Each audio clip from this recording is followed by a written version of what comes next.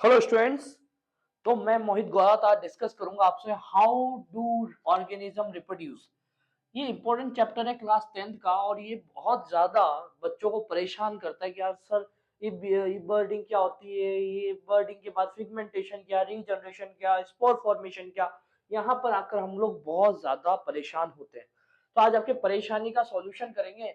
यहाँ तक का जो पोर्शन है आपके एनसीईआरटी का, एनसीईआरटी जो एक्स्ट्रा में पूछा जा सकता है वो सब कुछ आज ही कवर कर लेंगे। एक छोटे से लेक्चर से स्टार्ट करेंगे इसको आज। तो बात करते हैं। एक मिनट। सबसे पहले बात करता हूं मैं आपके इस चैप्टर के इंपॉर्टेंट टॉपिक लाइक रिप्रोडक्शन कितने टाइप के होते हैं। वो पहली बात तो रिप्रोडक्शन क्या होता है। रिप्रोडक्शन का मतलब होता है अपने ही जैसा एक न्यू ऑफस्प्रिंग का डेवलपमेंट। कोई भी पेरेंट अपने ही जैसे एक डॉटर सेल्स का फॉर्मेशन करेगा और उसमें अपने जेनेटिकल कैरेक्टर्स देखने को मिलेंगे सेम पेरेंट के। लाइक अगर बात करूं तो ये अगर एक भी पेरेंट था, इस पेरेंट का एक चाइल्ड हुआ तो कोई कैरेक्टर्स इसके जैसे सिमिलर जेनेटिकल मटेरियल देखने को मिलेंगे इस न्यू ऑफस्प्रिंग के अंदर। क्या देखने को मिलेंगे? नए कैरेक्टर्स। चलो, न्यू ऑफस्प्रिंग में सिमिलर कैरेक्टर्स देखने को मिलेंगे। अब बात करते हैं ये बेसिकली कितने टाइप का हो सकता है। ये दो टाइप का हो सकता है। रिप्रोडक्शन सेक्सुअल भी हो सकता है और एसेक्सुअल भी हो सकता है। बात करूं सेक्सुअल की और एसेक्सुअल की तो डिफरेंट के साथ साथ इनको समझेंगे। सेक्सुअल रिप्रोडक्शन एक ऐसी प्रोसेस है जहां पर दो पेरेंट यूज होंगे, दो पेरेंट होंगे यानी कि बाई पेरेंटल होगा।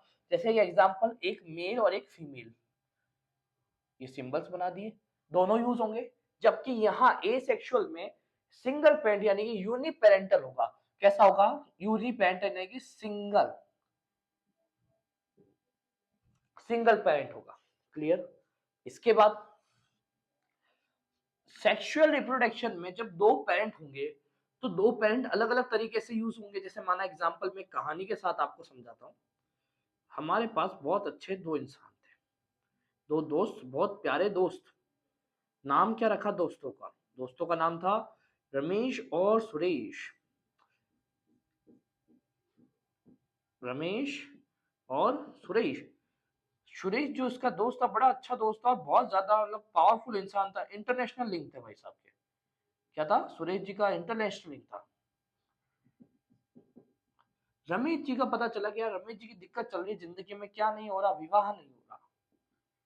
रमेश जी का क्या नहीं हो रहा? विवाह नहीं हो रहा। इनको कोई कन्या नहीं दे रहा, विवाह नहीं हो रहा है। तो ये अपनी समस्या लेके गए किसके पास? सुरेश जी के पास। सुरेश जी ने कहा चलो मैं इंटरनेशनल लिंक लगाता हूँ। इंटरनेशनल लिंक लगा के उन्होंने इनके लिए एक बढ़िया सुशील कन्या ढूंढी।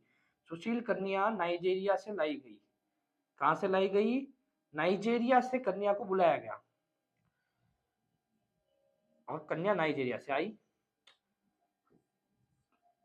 नाइजीरिया देखा ना आप लोगों ने? नाइजीरियन नूडल्स, थोड़ा सा नूडल्स वाले बाल, बड़ी बड़ी आंखें और एकदम बढ़िया से काली शक्ल वाली एक लड़की इनकी पसंद आ गई। अब रमेश जी ने कहा यार ऐसी से कैसे शादी करी जाए। तो सूरज जी ने कहा कि अंधे से काना मामा अच्छा, तो कुछ नहीं तो यही सही। तो चलो इन्होंने शादी कर ली, विवाह के पवित्र बंधन में बंध गए और कुछ सालों बाद इनका एक बच्चा हुआ। अब जो बच्चा हुआ, न्यू ऑफस्प्रिंग हुई, उसकी बॉडी लैंग्वेज तो अपने पापा जैसी। बॉडी लैंग्वेज तो किसकी जैसी? पापा जैसी। बट आंखें जो थी मम्मी जैसी, बाल मम्मी जैसे। मतलब नाइजीरियन का कुछ लुक और कुछ लुक इंडियन का। तो आप देखो कि वेरिएशन जो है वो यहाँ देखने को मिला क्योंकि दो अलग अलग प्रजाति के मैंने एनिमल्स लिए। जैसे ये लिविंग बींग्स था, अगर बात करें रमेश जी वो थे हमारे इंडियन, और जो भाभी जी थी उनका नाम था नाइजेरियन, है ना? नाम तो क्या रखे? नाइजेरियन थी। तो इनका जो ऑस्प्रिंग हुआ वो मिक्स में हुआ है। कैसा हुआ? मिक्स में। कुछ जेनेटिकल कैरेक्टर पापा से है, कुछ जेनेटिकल कैरेक्टर मदर से है। तो एक न्यू ऑस्प्रिंग, कुछ डेवलपमेंट देखने को मिला यानी वेरिएशन हुआ। क्या हुआ? वेरिएशन। बट यहां देखेंगे हम लोग ऐसा कुछ देखने को नहीं मिलता, यानी कि आपको एसेक्सुअल रिप्रोडक्शन में वेरिएशन देखने को नहीं मिलता। बहुत कम चांस है कि एसेक्सुअल रिप्रोडक्शन में आपको वेरिएशन देखने को मिले, बिकॉज यहाँ पर ज्यादातर एक ही पेरेंट यूज होता है तो बार बार सेल डिवीजन होता है और चीजें बनती जाती है। चलो, सर्दी का मौसम में इंक जम जाती है, क्या करें। चलो इसके बाद बात करते हैं यहाँ पर क्या चीज होगी। तो सेक्सुअल रिप्रोडक्शन आपकी जो है वो बहुत स्लो प्रोसेस है, और ये जो है आपका सेक्सुअल सेक्सुअल रिप्रोडक्शन जो है वो आपके फास्ट प्रोसेस है। फास्ट का मतलब तेजी से होने वाली। यहाँ पर आप देखोगे सेक्सुअल रिप्रोडक्शन स्लो प्रोसेस है। अगर मैं बात करूँ ह्यूमन जो है, अगर फर्टिलाइज होता है उसका एक फीमेल बॉडी में, तो फर्टिलाइजेशन के बाद 9 मंथ तक का एक लंबा पीरियड होता है जहां पर ऑफस्प्रिंग डेवलप होता है। तो यहाँ पर बहुत स्लो प्रोसेस है। जबकि ए सेक्सुअल रिप्रोडक्शन 1 से 2, 2 से 3, 4, 5, 6, 7 सेल डिवीजन की फॉर्म में बहुत फास्ट प्रोसेस है। दूसरा, ऑस्प्रिंग्स का नंबर यहाँ पर डिक्रीज है। यहाँ पर 1, 2 या 2 से थोड़े बहुत ज्यादा हो सकते हैं ऑस्प्रिंग्स, बट आप देखोगे ए सेक्सुअल रिप्रोडक्शन में नंबर ऑफ ऑस्प्रिंग बहुत ज्यादा है, बहुत ज्यादा है। यहाँ पर भी आप देखेंगे कि जो प्रोसेस है सेल डिवीजन की प्रोसेस है, तो वो सेल डिवीजन की प्रोसेस आपकी कहाँ होती है, सेक्सुअल रिप्रोडक्शन में। जबकि सेक्सुअल रिप्रोडक्शन में आप देखोगे कि सेल डिवीजन की ऐसी कोई प्रोसेसेस नहीं होती। यहाँ पर साइज इंक्रीज होगा इस तरीके से होगा। तो कुछ डिफरेंसेस मैंने यहाँ पर करवाया आपके, क्लियर है। चलो, अब रिप्रोडक्शन एक टर्म है आपके सामने। क्या टर्म है? रिप्रोडक्शन। ये रिप्रोडक्शन टर्म जो है बेसिकली एक न्यू ऑफस्प्रिंग के लिए बोली गई है, कि अपने ही जैसा कोई नई उत्पत्ति या संतति या फिर नया ऑफस्प्रिंग पैदा किया जाए, इसे रिप्रोडक्शन बोलूंगा। और ये रिप्रोडक्शन बेसिकली, अगर मैं बात करूं, ये रिप्रोडक्शन की बात करूं तो क्या all living reproductive reproduction show करते हैं? All living organism, all living organism क्या रिप्रोड्यूस कर सकते हैं? ये लाइन का मुझे स्टेटमेंट का मतलब बताओ कि क्या ऑल लिविंग ऑर्गेनिज्म रिप्रोडक्शन कर सकते हैं क्या? बताओ। नहीं, ऑल लिविंग नहीं कर सकते, बिकॉज हम लिविंग की बात कर रहे हैं, वहां पर स्टेराइल मेल भी आ रहा है, अनफर्टाइल कपल भी आ रहे हैं, जो लाइफ में कभी रिप्रोड्यूस नहीं हो सकते, वो एक न्यू ऑफस्प्रिंग का फॉर्मेशन नहीं कर सकते। तो कहीं ना कहीं मैं यहाँ पर बोल सकता हूँ कि all living organism can not reproduce. सारे ही लिविंग ऑर्गेनिज्म रिप्रोड्यूस नहीं करते हैं, कुछ चुनिंदा ही जो है वो रिप्रोडक्शन प्रोसेस करते हैं। क्लियर है? चलो एक यहाँ पे एक चीज एडवांसनेस और लिख देता हूँ मैं यहाँ पर डिफरेंस में। ये है कि जो सेक्सुअल रिप्रोडक्शन है वहां पर फर्टिलाइजेशन होता है। क्या होता है? फर्टिलाइजेशन। फर्टिलाइजेशन का मतलब गैमेट्स बनते हैं और गैमेट्स आपस में फ्यूज होते हैं, इस कॉल्ड एज फर्टिलाइजेशन। बट यहाँ पर ऐसा कुछ नहीं होता। और एक चीज और है, जब गैमेट बन रहे हैं तो यहाँ तो गैमेट भी नहीं बनते। गैमेट फॉर्मेशन यहाँ पर ऐसा कुछ नहीं होता। यहाँ कोई गैमेट फॉर्मेशन नहीं हो रहा है सेक्सुअल रिप्रोडक्शन में। तो कुछ हम लोगों ने 4 और 2 6 डिफरेंस की एक बार रिवाइज कर लेता है अपन, 2 सेकंड लगेंगे, फटाफट देखते हैं। बाई पेरेंट होते हैं सेक्सुअल रिप्रोडक्शन के अंदर, जबकि यूरी पेरेंट क्या होता है? ए सेक्सुअल रिप्रोडक्शन। सेक्सुअल रिप्रोडक्शन में वेरिएशन देखने को मिलता है, जबकि ए सेक्सुअल रिप्रोडक्शन में आपको वेरिएशन देखने को नहीं मिलता। साथ साथ सेक्सुअल रिप्रोडक्शन एक स्लो प्रोसेस है, जबकि एसेक्सुअल रिप्रोडक्शन फास्ट प्रोसेस है। इसके बाद बात करते हैं, यहाँ पर नंबर ऑफ ऑफस्प्रिंग्स बहुत कम है सेक्सुअल रिप्रोडक्शन में, जबकि एसेक्सुअल रिप्रोडक्शन में नंबर ऑफ ऑफस्प्रिंग्स बहुत ज्यादा है। कंपेयर करते हैं उसके बाद हमारे पास सेक्सुअल रिप्रोडक्शन में एक फर्टिलाइजेशन की प्रोसेस होती है, जहां पर 2 गैमेट्स आपस में मिलते हैं और क्या होता है? फर्टिलाइजेशन की नाम की प्रोसेस होती है, जिसके थ्रू जाइगोट का फॉर्मेशन होता है, एम्ब्रियो का फॉर्मेशन होता है। जबकि एसेक्सुअल रिप्रोडक्शन में ऐसा कुछ नहीं होता। बात करते हैं आगे गैमेट सेल्स की, तो गैमेट सेल्स का फॉर्मेशन सेक्सुअल रिप्रोडक्शन में होता है, क्योंकि यहाँ फर्टिलाइजेशन प्रोसेस हो रही है, जबकि एसेक्सुअल रिप्रोडक्शन में ऐसा कुछ नहीं होता। क्लास 10th के लेवल पे ये सारी बातें करी है मैंने। 11th और 12th लेवल या इससे आगे का लेवल जो है उसमें कई सारे चेंजेस देखने को मिलेंगे, कई सारे एक्सेप्शन देखने को मिलेंगे इन प्रोसेसेस के अंदर आपको। चलो अब मैं स्टार्ट करता हूँ। सबसे पहले एसेक्सुअल रिप्रोडक्शन के कुछ टाइप के बारे में बात करता हूँ। Type of asexual reproduction. Basically हमारी बुक्स में कुछ 1, 2, 3, 4, 5 टाइप्स दिए हुए हैं, जैसे fusion, budding, pigmentation, regeneration and spore formation. बारी बारी से इनके बारे में डिस्कशन करते हैं। सबसे पहले मैं बात करता हूं आपके पास फ्यूजन। फ्यूजन मतलब 2 भागों में टूटना। अब देखो बाइनरी फ्यूजन। बाइनरी फ्यूजन एक ऐसा आपके पास प्रोटोजोआ है जिस कॉल्ड एज अमीबा। अमीबा कैसी सेल है बेटा? आपको याद रखनी है अमीबा किस सेल है? सर यूनिसेलुलर तो है बट यूकैरियोटिक सेल है। कैसी है? यूनिसेलुलर तो है सर, बट एनिमल जो है यूनिसेलुलर है, बट सेल कैसी है उसकी, वो यूनिसेलुलर यूकैरियोटिक है, इसलिए इसको हम लोगों ने मोनेरा में रख के प्रोटिस्टा ग्रुप के अंदर रखा है क्लास 11 बायोलॉजिकल क्लासिफिकेशन में। आप समझेंगे इस बात को। तो यहाँ पर अब ये जो सेल है, अब मैं आपको बताऊं, जब बाइनरी फ्यूजन नाम की प्रोसेस हो रही है, तो जो ये आपका अमीबा सेल है, ये अपने अंदर क्या करेगा, मैच्योरेशन लाएगा और अपनी साइज को थोड़ा डेवलप करेगा, बिकॉज अब इसको दो पार्ट में टूटना है, तो न्यूक्लियस भी डेवलप करेगा और भी कई सारे ऑर्गेनल्स जो भी इसके पास अवेलेबल है वो डेवलपमेंट करेगा। तो इसमें सबसे पहले क्या होगा, एक process is called as karyokinesis. Karyokinesis,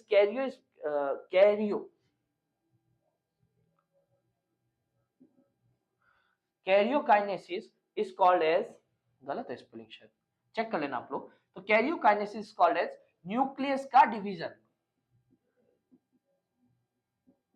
nucleus टूट के कितने पार्ट में टूट रहा है, 2 पार्ट में टूट रहा है, तो मैंने 2 भागों में न्यूक्लियस को बांट दिया। क्लियर है। अब साइज इंक्रीज हो गई, इसका मतलब यहाँ साइटोप्लाज्म में इंक्रीज हुआ है, ठीक है। अब साइटोप्लाज्म में भी इंक्रीज हुआ, क्या हुआ, साइटोप्लाज्म में इंक्रीज। जब साइटोप्लाज्म में इंक्रीज होगा तो आप देखेंगे कि साइज और ज्यादा बढ़ जाएगी, और अंदर जो न्यूक्लियस है वो डेवलप हो चुका है, डबल हो चुका है ना। तो सबसे पहले क्या देखा कि एक नॉर्मल अमीबा की सेल थी, उसके अंदर पहले कैरियोकाइनेसिस प्रोसेस हुआ, और कैरियोकाइनेसिस के थ्रू सबसे पहले क्या हुआ, न्यूक्लियस जो है वो 2 पार्ट में टूट गए, 2 पार्ट में टूट गए, ठीक है। तो वहां पर देखोगे न्यूक्लियस 2 पार्ट में टूट गए, फिर हुआ सेकेंडरी साइटोप्लाज्म, साइटोप्लाज्म में इंक्रीज हुआ, और साइटोप्लाज्म क्या हुआ, इंक्रीज होने से सेल की साइज बढ़ गई। अब धीरे धीरे क्या होगा, इनकी जो वॉल है, ये प्लाज्मा मेम्ब्रेन, जिनको अमीबिक मेम्ब्रेन भी बोलते हैं, ये इनसाइड मूव करेगी और धीरे धीरे ये 2 सेल्स में कन्वर्ट हो जाएगा। ये देखो यहाँ से धीरे धीरे कम होगा, और ये धीरे कम होते होते यहाँ से एक न्यू मेम्ब्रेन का फॉर्मेशन होकर ये 2 सेल्स में डिवाइड हो जाएंगी, और इन 2 सेल्स को मैं क्या बोलूंगा, अमीबिक डॉटर सेल्स या डॉटर सेल्स बोलूंगा। तो आप देख रहे हैं एक सेल से 2 सेल्स का फॉर्मेशन हुआ, यानी कि मेन सेल, मदर सेल में सबसे पहले कैरियोकाइनेसिस हुआ, जहां पर न्यूक्लियस 2 पार्ट में टूटे, और कैरियोकाइनेसिस के बाद साइटोकाइनेसिस हुआ, जहां पर साइटोप्लाज्म भी इंक्रीज होकर 2 पार्ट में टूट गया। तो 2 इक्वल पार्ट के अंदर हम लोगों ने क्या किया, 2 सेल्स का फॉर्मेशन कर दिया, is called as daughter cells. तो ये जो प्रोसेस है is called as binary fission, जो कि अमीबा के अंदर शो होती है। क्लियर है। चलिए अगर नेक्स्ट हम देखते हैं, नेक्स्ट हम देखते हैं किस चीज के बारे में, हम देखते हैं नेक्स्ट है आपका मल्टीपल फ्यूजन। मल्टीपल फ्यूजन बड़ा इजी है। मल्टीपल फ्यूजन आप देखेंगे प्लाज्मोडियम के अंदर होगा बेटा, किसमें होगा, प्लाज्मोडियम में। प्लाज्मोडियम में क्या सिचुएशन होती है देखते हैं। हमने देखा कि आउटर कवरिंग होती है एक सेल की, और उसके अंदर बहुत सारे न्यूक्लियस या उधर सेल्स जो है वो डेवलप हो रहे हैं, प्लाज्मोडियम डेवलप हो रहा है। ऐसे करके पूरे में क्या हो रहा है, प्लाज्मोडियम डेवलप। जब जब सेल्स के ब्रेकडाउन होने की वजह से नंबर्स में इंक्रीजमेंट आएगा, तो साइज में इंक्रीजमेंट आएगा, सेल की साइज और नंबर बढ़ेगा तो ग्रोथ होगी। आप देखोगे कुछ टाइम बाद इतनी ज्यादा ग्रोथ हो जाएगी कि यहाँ से चीज क्रश हो जाएगी, और ये सारे जो है प्लाज्मोडियम बाहर एनवायरनमेंट में रिलीज हो जाएंगे एक साथ, बहुत सारे। तो इस तरीके की प्रोसेस को मल्टीपल फ्यूजन कहते हैं, जहां पर बहुत सारी सेल्स एक साथ फॉर्म हो रही है। हमें जब ये फटता हुआ दिखेगा तो इसमें हम देखेंगे कि बहुत सारे सेल्स बाहर की तरफ मूव करती हुई दिख रही है, इसलिए हम इसको बोलते हैं मल्टीपल फ्यूजन्स। किसमें होता है बेटा, प्लाज्मोडियम में। एक और चीज है यहाँ पर आता है आपका, जिसका नाम है लेशमानिया। लेशमानिया जैसे आप बनाना देखा होगा आपने, तो बनाना जब आपने खाया, बनाना का छिलका अगर आप देखोगे तो आप उसको ऐसे उल्टे की तरफ मूव करोगे तो उसमें बहुत सारे फ्लैप देखने को मिलेंगे। तो ये फ्लैप के थ्रू ही क्या होगा, इनकी डाइसेक्शन करेंगे और 2 बराबर पार्ट में बांट देंगे इनको। तो ये होता है लेशमानिया। और लेशमानिया से फैलने वाली बीमारी का नाम याद रखिएगा, एनसीईआरटी ने मेंशन किया है, is called kala azar, is called as kala azar. ये बीमारी है किसकी, आपके लेशमानिया से होने वाली डिजीज की, ठीक है। तो हमने इसमें क्या पढ़ा, फ्यूजन में 3 चीजें पढ़ी। फ्यूजन में मैं बोर्ड से हट जाता हूँ एक बार, तो एक बार मैं आपको रिवाइज कराता हूँ मैं, कि हमने पहले बर्डिंग पढ़ी। बर्डिंग इज कॉल्ड एज अमीबा में होने वाली डिजीज, अमीबा में होने वाला रिप्रोडक्शन, जहां पर एक अमीबिक सेल है वो क्या कर रही है, मेनी सेल्स में टूटने की तैयारी कर रही है। तो वहां पर क्या होगा, सेल्स में पहले ग्रोथ होगी, सेल्स में ग्रोथ होगी तो साइटोप्लाज्म इंक्रीज होगा, न्यूक्लियस इंक्रीज होंगे, ऑर्गेनल्स इंक्रीज होंगे। तो फर्स्ट स्टेज क्या होगी रिप्रोडक्शन की, जहां पर हम कहेंगे कैरियोकाइनेसिस हो रहा है। कैरियो का मतलब न्यूक्लियस, काइनेसिस मतलब टूटना। जब न्यूक्लियस टूट रहा है, क्या हो रहा है, न्यूक्लियस टूट रहा है, ब्रेक डाउन ऑफ न्यूक्लियस हो रहा है, तो यहाँ पर हम देखेंगे कि ब्रेक डाउन ऑफ न्यूक्लियस की वजह से दो न्यूक्लियस बन गए एक सेल में। फिर धीरे धीरे साइटोप्लाज्म भी इंक्रीज हुआ, और साइटोप्लाज्म भी क्या हुआ, इंक्रीज होने के बाद वो क्या हो गया, साइज में इंक्रीज हुआ। तो पूरी टोटल सेल में ग्रोथ दिख रही है। क्या हमें दिख रहा है, ऑर्गेनल्स डबल हो रहे हैं, यानी कि मास बढ़ रहा है, और सेल के अंदर सेल्स के नंबर भी बढ़ रहे हैं, सेल ऑर्गेनल्स के, तो ग्रोथ भी हो रही है। अब धीरे धीरे क्या होगा कि जो सेपरेट वॉल है, जो उसकी मेम्ब्रेन है, वो धीरे धीरे इनसाइड मूव करेगी, और धीरे धीरे वहां से दो पार्ट में टूट जाएगा आपका अमीबा। और अमीबा दो पार्ट में टूट जाएगा तो क्या होगा, अमीबा जब दो पार्ट में टूट जाएगा तो दो डॉटर सेल्स का फॉर्मेशन होगा, और दोनों में इक्वल साइटोप्लाज्म और इक्वल न्यूक्लियस का ट्रांसफर भी हो जाएगा, और दोनों डॉटर सेल्स एक न्यू ऑफस्प्रिंग की फॉर्म में देखने को मिलेगी। आप देख रहे हैं कि यहाँ पर मदर सेल जो है वो डिसअपेयर हो गई है, यानी कि मदर सेल जो थी हमारी वो क्या हो गई है, डिसअपेयर हो गई है, कि मदर सेल टूटकर दो सेल्स में फॉर्मेट हो रही है, दो डॉटर सेल्स बना रही है, यानी कि मदर सेल क्या हो गई यहाँ पर, डिसअपेयर। इसके बाद बात करते हैं मल्टीफ्यूजन। मल्टीफ्यूजन क्या है, प्लाज्मोडियम होता है सर, इसके अंदर अगर बात करो तो इसके न्यूक्लियस बहुत ज्यादा डिवाइड करते हैं, सेल्स बहुत ज्यादा डिवाइड करती है, तो एक टाइम बाद ये जो मेम्ब्रेन है इसके बाहर की प्लाज्मोडियम के, ये फट जाती है, और इसके अंदर से बहुत सारे प्लाज्मोडियम बाहर आ जाते हैं, तो हमें दिखता है कि मल्टीपल फ्यूजन हो रहा है। तीसरा है हमारे पास लेशमानिया, जो कि एक फ्लैप लाइक स्ट्रक्चर्स होते हैं, उसके फ्लैप्स होते हैं बहुत सारे, वाइप लाइक स्ट्रक्चर, वो वाइप जो है वो कटेगा तो उससे नई लेशमानिया का फॉर्मेशन होगा। ठीक है, मतलब कटेगा मतलब दो इक्वल पार्ट में टूट जाएगा वो। ठीक है, सेकेंडरी बात करते हैं उससे होने वाली डिजीज का नाम क्या है हमारे पास, हमारे पास उससे होने वाली डिजीज का नाम क्या है बेटा, लेशमानिया से होने वाली डिजीज का नाम कालाजार। क्लियर है। नेक्स्ट आपके आता है बडिंग। बडिंग क्या चीज है, बर्ड का फॉर्मेशन होना। बर्ड का मतलब, जैसे एग्जांपल में लेता हूं कि हाइड्रा हमारे पास एक एनिमल है, ये लो लिविंग ऑर्गेनिज्म है, और हाइड्रा के ऊपर ऐसे टेंट्रिकल्स होते हैं बहुत सारे। ये हाइड्रा जब मेच्योर स्टेज में आ जाएगा तो हाइड्रा के नीचे लोअर पोर्शन से एक इसी तरीके की बर्ड लाइक स्ट्रक्चर का फॉर्म होगा। इसे मैं क्या बोलूंगा, बर्ड। क्या बोलूंगा, बर्ड। अब ये धीरे धीरे क्या करेगी, अपनी ग्रोथ स्टेज में आ जाएगी। किस स्टेज में आएगी, ग्रोथिंग स्टेज में, ये और ग्रोथ होगा, ये लो थोड़ा और ग्रोथ हो गया, और ये हाइड्रा के टेंट्रिकल्स, धीरे धीरे इसमें भी टेंट्रिकल्स फॉर्म होने लग जाएंगे, और धीरे धीरे क्या करेगा, यहाँ का न्यूक्लियस ब्रेक डाउन करेगा, इसके बाद एक न्यूक्लियस है, ये न्यूक्लियस क्या करेगा, ब्रेक डाउन करेगा, और दो इक्वल न्यूक्लियस में टूट जाएगा, एक न्यूक्लियस के पास एक न्यूक्लियस के पास, कुछ साइटोप्लाज्म इधर कुछ साइटोप्लाज्म इधर, कुछ ऑर्गेनल्स इधर कुछ ऑर्गेनल्स इधर, और धीरे धीरे दोनों में इक्वलेंस आने के बाद क्या होगा, आप देखेंगे कि यहाँ पर हम लोग हाइड्रा अपनी जगह पर है, और हाइड्रा से ये चीज यहाँ से टूटकर एक न्यू ऑस्प्रिंग की फॉर्म में देखने को मिलती है। क्या यहाँ पर आप देखते हैं डॉटर सेल्स अराइज हुआ, yes sir daughter cell arise हुआ, ये रहा एक डॉटर सेल, ये डॉटर सेल है सर। ठीक है बेटा, ये डॉटर सेल डी सेल के देता हूं मैं इसको, बट मदर सेल कहाँ है सर, मदर सेल भी है, कहां पर है, ये रहा मदर सेल भी है। तो आप देख रहे हैं कि अमीबा और बर्डिंग में क्या ही डिफरेंस था, अमीबा और हाइड्रा में डिफरेंस क्या था, कि अमीबा के अंदर मदर सेल जो थी वो डिसअपेयर हो रही थी, जबकि यहाँ पर हाइड्रा में आप देखेंगे कि मदर सेल आपके पास है।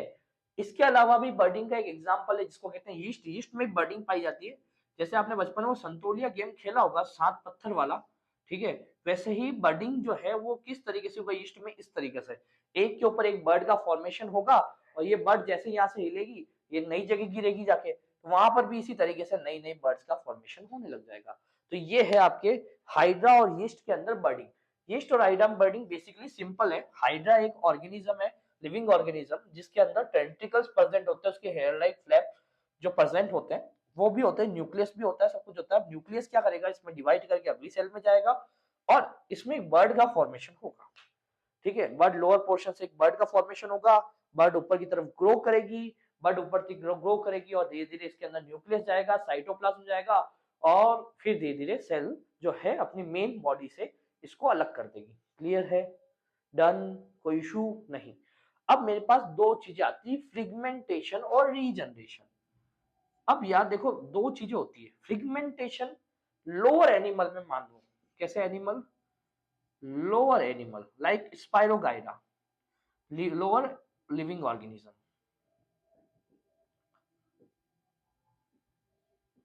Lower living organism. रीजनरेशन थोड़े हायर क्वालिटी में पाई जाएगी, हाई क्वालिटीज में।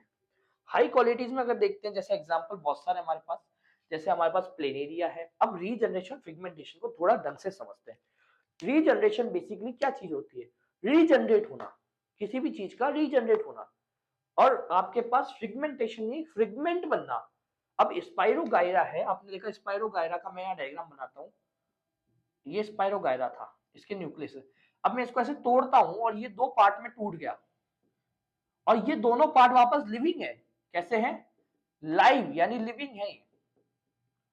दोनों पार्ट टूटकर लिविंग नेचर में शो कर रहे हैं और धीरे धीरे अपने फिर से प्रोजेनिस बना रहे हैं। ये लो बना रहा है तो बढ़िया तरीके से। यानी कि अगर ये स्पाइरोगायरा था, एग्जांपल इसको लो मारकर, कोई एक स्पाइरोगायरा था, मैंने इसको ऐसे यहाँ से झटका दिया और इसको तोड़ दिया, ये तोड़ दिया। अब ये भी एक लिविंग नेचर में शो करेगा, ये भी एक लिविंग नेचर में शो करेगा, दोनों अपनी अपनी प्रोजेनिस बनाएंगे। कोई इशू नहीं है। कोई इशू है क्या? नहीं, दोनों अपनी अपनी प्रोजेनिस बनाएंगे। क्लियर? वो देखना पड़ता है बच्चा माइक चालू है कि बंद है, ये ग्रीन लाइट बताती है माइक चालू है। ठीक है, तो ये लोअर एनिमल्स की बात है। अगर मैं रीजनरेशन की बात करूं तो रीजनरेशन क्या है कि बॉडी का कोई पार्ट टूटे और वही पार्ट वापस बने। लाइक लेजार्ड की टेल, छिपकली की जो पूंछ होती है वो कट गई तो वो वापस रीजनरेट हो रही है, वापस से बन रही है। रीजनरेट होना यानी वापस से क्रिएट होना। एग्जाम्पल स्टारफिश की आर्म पिट। अगर स्टारफिश को देखोगे आप, इस तरीके से फिश होती है स्टारफिश। अगर इसका आर्म पिट कट जाइए तो ये वापस रीजनरेट हो सकता है। इसकी सेल्स में पावर है कि वो रीजनरेट कर सके उसको। तो रीजनरेशन यानी रीजनरेट यानी वापस बनना। ठीक है, अब आप कहोगे सर प्लेनेरिया तो पूरा, अरे प्लेनेरिया की पूरी ही बॉडी रीजनरेट करती है उसकी सारी सेल्स के पास रीजनरेशन पावर। ये ना प्लेनेरिया बेटा कहीं नहीं गया, अभी समझते प्लेनेरिया को। ये प्लेनेरिया की बॉडी, इसके मैंने 3 पार्ट कट कर दिए। तो बेटा उसकी पूरी बॉडी के अंदर रीजनरेशन पावर क्या? हेड, मिड और लोअर पार्ट तीनों ही अपने जैसी पूरी बॉडी का फॉर्मेशन कर सकते हैं। यानी कि हेड पार्ट मिड और लोअर का फॉर्मेशन करेगा, मिड पार्ट हेड और लोअर पोर्शन का, लोअर पोर्शन मिड और हेड पार्ट का फॉर्मेशन कर देगा। तो आप देखेंगे कि इस कॉल्ड एज रीजनरेशन। रीजनरेशन का मतलब क्या हुआ कि बॉडी का कोई पार्ट टूटे और उस जगह वो नया पार्ट बन जाए। सिंपल सी बात है। जैसे मैंने कहा आर्म पिट किसका? स्टारफिश का हो गया। और दूसरा मैंने क्या बोला आपको? रीजनरेशन किसका होता है? हमारी लेजर्ड टेल, याद कीजिए छिपकली की पूंछ। और हम प्लेनेरिया की बात करें तो प्लेनेरिया में क्या होता है? प्लेनेरिया बेसिकली चीज होती है कि जो उसकी पूरी बॉडी रीजनरेट करती है। मतलब ऐसा स्पेसिफिक कोई पार्ट नहीं है, उसकी पूरी बॉडी की सेल्स में रीजनरेटिंग पावर है, वो रीजनरेट करेगी। फ्रिगमेंटेशन में क्या है कि बॉडी का पार्ट टूटता है और वो दोनों लिविंग नेचर में शो करते हैं, फिर टूटता है फिर बनता रहता है। मतलब मैं अगर बात करूं कि ये मार्कर का ये पार्ट टूटा तो ये पूरा एक अलग ही प्लेने लिविंग ऑर्गेनिज्म, ये भी पूरा एक लिविंग ऑर्गेनिज्म। दोनों वापस से अपनी अपनी सेल बना रहे हैं, फिर से टूटा फिर से जुड़ा और ये चलता जाता है। क्लियर? तो लोअर में क्या पाया जाएगा? फिगमेंटेशन लाइक स्पाइरोगायरा। और एग्जांपल रीजनरेशन का है आपके पास स्टारफिश का आर्मपिट, प्लेनेरिया। प्लेनेरिया की पूरी बॉडी रीजनरेट करती है। तो यहाँ पर इन दोनों के बीच में डिफरेंस पूछ सकते हैं तो लोअर हायर बता देना, पावर बता देना, regenerating power. Example planaria, armpit और हमारे पास लिजार्ड की टेल। अब आता है आपके पास स्पोर फॉर्मेशन। स्पोर फॉर्मेशन क्या होता है बेटा? स्पोर फॉर्मेशन बेसिकली क्या है, जैसे आप ध्यान से स्टोरी सुनेगा, ये फंगस है। आप देख रहे हो मैंने कहीं ब्रांच बनाया क्या? मैंने सीधी सीधी लाइनें खींच दी है, सीधी सीधी लाइनें खींच दी। मगर अभी इस लाइन से अगर मैं ब्रांच बनाऊं ऐसे, देख रहे हो ये मैंने क्या कर दिया? ब्रांचिंग। जब तक ये फंगस लाइन में थी तो इसको क्या बोलते थे? फंगस। जैसे इसको ब्रांच बना दिया, is called mycelium, is called as mycelium. Mycelium क्या बोलूंगा बेटा? माइसीलियम। और ये माइसीलियम्स क्या करेंगे? ये माइसीलियम्स लॉन्गिट्यूडनल ग्रो कर जाए, कुछ माइसीलियम्स लॉन्गिट्यूडनल ग्रो कर जाए, इस कॉल्ड एज हाइपे। क्या कहूंगा? हाइफे। हाइफे, समझो। ये कुछ आपके थ्रेड लाइक स्ट्रक्चर्स थे, इसको क्या बोला मैंने? फंगस। फंगस में जब ब्रांचिंग आ गई इज कॉल्ड माइसीलियम। और ब्रांचिंग जब माइसीलियम्स ऐसे लॉन्गिट्यूडनल एक रेशियो में खड़े हो गए बहुत सारे, इज कॉल्ड एज हाइपे। और इस हाइपे के ऊपर ही फ्रूटेन बॉडी बनती है और फ्रूट का फॉर्मेशन होता है, यानी कि स्पोर का फॉर्मेशन होता है। अब कई बार ये स्पोर जो है कवरिंग में होगा और कई बार ये स्पोर क्या होगा? डायरेक्टली इन्वायरमेंट में होगा। इसी चीज को क्या बोलते हैं? स्पोर फॉर्मेशन, जहां पर स्पोर का फॉर्मेशन हो रहा है फंगस के अंदर। आप देखेंगे फंगस को जूम करके देखें, अगर फंगस आपको मिल जाए कहीं ब्रेड वगैरह पे, तो अगर आप उसको जूम करके देखेंगे तो स्टार्टिंग में उसकी जो रो है वो सिंगल है, इसको फंगस, इसके बाद उसमें जब ब्रांच आ जाए तो माइसीलियम, और माइसीलियम के अंदर अगर मान लो आपको बता दूं वो लॉन्गिट्यूडनल खड़े होगा जिसको हाई पे भी फ्रूट एंड बॉडी में फ्रूट्स का फॉर्मेशन होगा, तो ये फ्रूट एंड बॉडी बन जाएगी और स्पोर का फॉर्मेशन हो जाएगा। कवरिंग में भी बनेगी, विदाउट कवरिंग बनेगी। इनको कहते क्या है, एक्सो और एंडो। इस बारे में हम 11th में डिस्कशन करेंगे। तो आई होप आपको समझ में आएगा कि मैंने आज ए सेक्सुअल रिप्रोडक्शन आपका पूरी तरीके से कंप्लीट कर दिया। अब नेक्स्ट टॉपिक आएगा जो हमारा रहेगा वो रहेगा आपका, हाँ एक चीज और है सेक्सुअल रिप्रोडक्शन के अंदर, तो मैं बात कर लूं प्लांट में कुछ अलग सी चीजें होती है जिसे हम कहते हैं नेचुरल, और एक होता है हमारे पास, एक मिनट इधर इसको रिंग लाइट को देखिए, वहां पर क्या होता है, लीफ से भी क्या होता है, लीफ से भी न्यू प्लांट का फॉर्मेशन होता है, रूट से भी होता है, और आपके किससे होता है, स्टेम से भी होता है। अब देखते हैं रूट से कैसे होता है, स्टेम से कैसे होता है। यहां तक बात समझ में आई आपको? यहां तक अगर समझ में आ गई तो बस लाइक कर दीजिए, बढ़िया से मजा आ जाना चाहिए ना।